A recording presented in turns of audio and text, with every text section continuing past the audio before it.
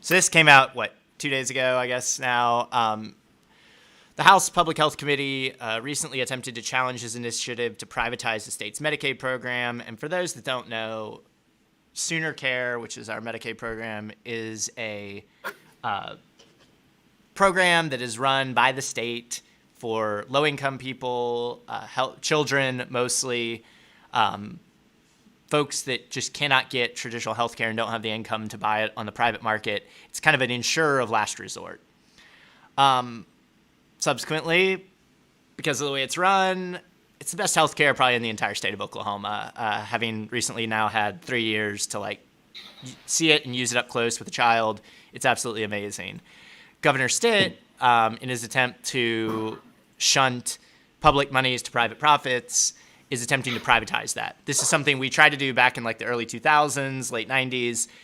It was such a freaking disaster that the legislature turned it around and went back to us just running it ourselves. The logic is that, their logic, not my logic, their logic is that government's incompetent, doesn't know how to do anything. Private market is the only entity that knows how to do it. So we need a private insurance company to come in here and run it. The reality is that all you're doing is inserting a middleman who has a profit motive, and it costs way more. And the losers will either be providers, so doctors and hospitals, or patients who will get less service. So I think that's a pretty good summary of this situation. So legislature now, so Stitt's already said, we're doing this. He's already authorized his goons at the Healthcare Authority to make this a reality. The legislature's trying to pass a law that basically is going to say he can't do that. And so that's the fight. Senate Bill 131 to task the Healthcare Authority with managing services for new enrollees. So it would just make it a law that the state has to run it. Again, I've gotten to use it up close for 3 years, and I think it's awesome. I don't know what they would want to do, but anyway, Stitt's mad because it's all about his ego and getting his way, and so he has A his couple of opinions. things. Go for it. First and foremost, this will make healthcare for the Oklahomans who need it the most, children, lower income Oklahomans. This will make it substantially worse. The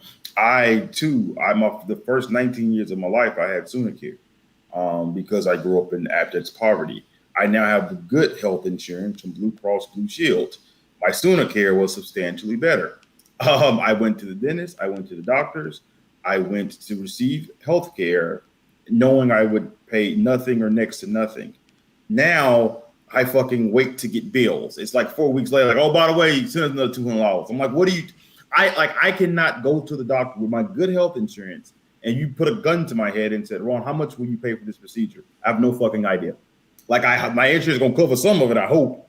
But other than that, I have no idea. This gives certainty to the people who need it most. There was this great tweet think about the fact that for those who have been vaccinated, me being one of them, you went to the vaccination clinic, wherever you got your vaccine, you went there, you didn't worry about how much you're going to pay. You knew the vaccines were there. You went there, you set your appointment, went there, you got your vaccine, got your paperwork saying that you got your vaccine, and you left. No one asked you for any money. No one asked you for any health insurance. You got it, you left. Imagine if all healthcare was like that, right? And Sooner Care is the closest thing we have to that level of healthcare in the state of Oklahoma. And Kevin Stitt's ruining it. And it's so interesting, right? Because this is an opportunity for Kevin Stitt. Number one, the best thing would be Oklahomans who need it the most would have quality healthcare. That's the first thing. And he with putting a privatized middleman in it, it makes it worse. Second thing is, well, first let's talk about how it makes it worse. He talked about those 40 states that successfully implemented it.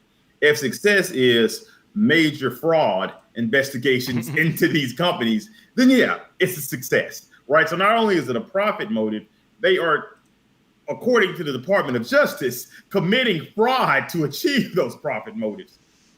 To give you an idea of who, and this is one of the companies that potentially would be doing this, to give you an idea of who Kevin Stitt is enlisting to the successful implementation.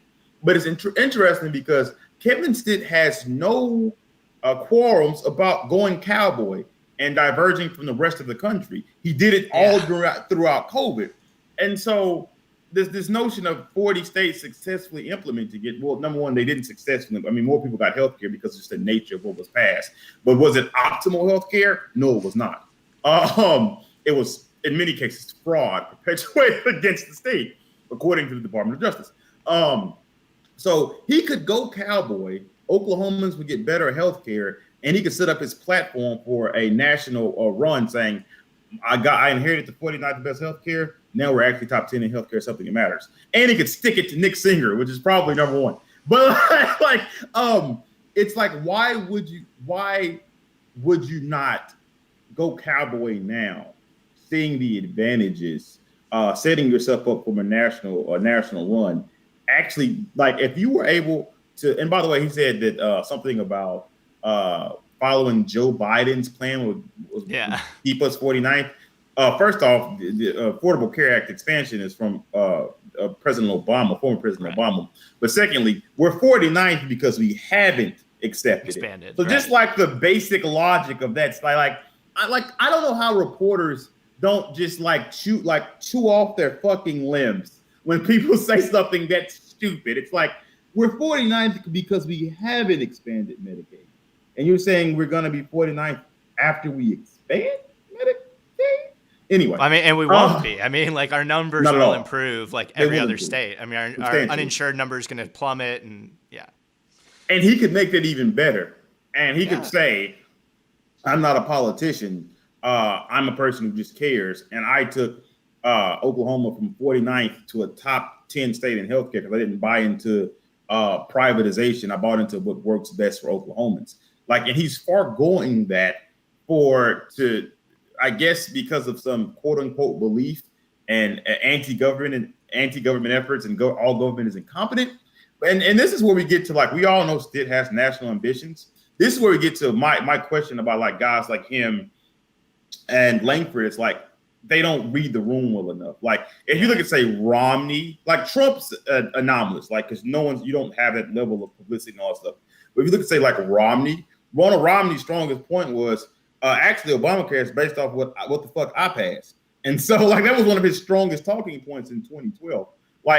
You could, if you diverge, you can still be crazy and racist and an imbecile. And we all know Stitt is all of those things, and diverge a little bit to create a national profile for yourself. But he's foregoing all of that due to some slavish devotion to markets are just inherently better than government. And when in this case, they're demonstrably not. There's a lot of stuff. The Policy Institute has been doing a lot of good work around this. It's just not. Right. Yeah. I mean, there's two basic concepts. So at its core, determining who runs Medicaid, whether it's public or private, is just who runs a better health insurance company. And this is where I get really frustrated with the whole conversation, because we're not even having the conversation we should be having, which is single payer healthcare or even public option. I mean, I would be thrilled, given how shitty our current system is, at just having a public option that I could go buy into government healthcare for a fixed price. Thank neoliberal Democrats, by the way. Yeah, I know. Fuck Joe Lieberman. But go ahead. but at its core, that's the whole discussion. Do you think Aetna or Blue Cross Blue Shield or whoever who are paying their CEOs, $2, $5, $10, $30 million a year, are doing a better job than the executive director of the healthcare authority or whoever runs Sooner Care, who's probably making in the low 130s or 120s, and has, it's a government job. They're just a bureaucrat, show up every day, do their job. Which system runs better? And I mean, I just don't know any American who, if you just sat them down at a table, we'll have Blue Cross, we'll have Aetna, we'll have Healthcare Authority, we'll have them each give you their pitch. Here's their insurance plan in simple black and white cost, that we wouldn't pick the government healthcare option 99 out of 100 times. You could still have the private options. I mean, you could still have insane rich people who want super duper special, customized, genomic tracked Calf cancer implants. insurance. Yeah, like, or what I mean, but I'm Calf saying like implant insurance insurance. based on like their personal genetics or whatever. But I'm saying for like the average human who's just like, when I get a cold or when I get sick or when I break my leg, I just want to know I'm going to get help.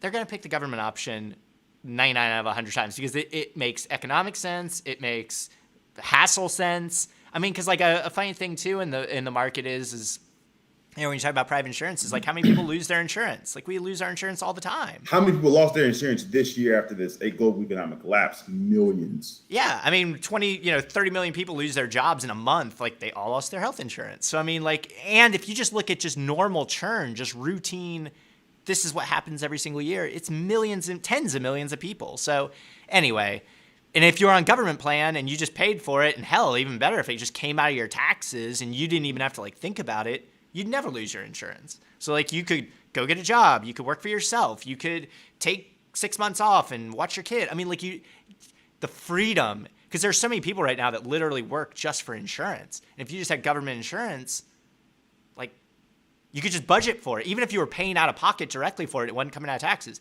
Anyway, I'm getting a little bit off on a tangent, but the root debate here is just the private market or the public market do a better job managing insurance? And all the evidence says the public or the government does a better job running.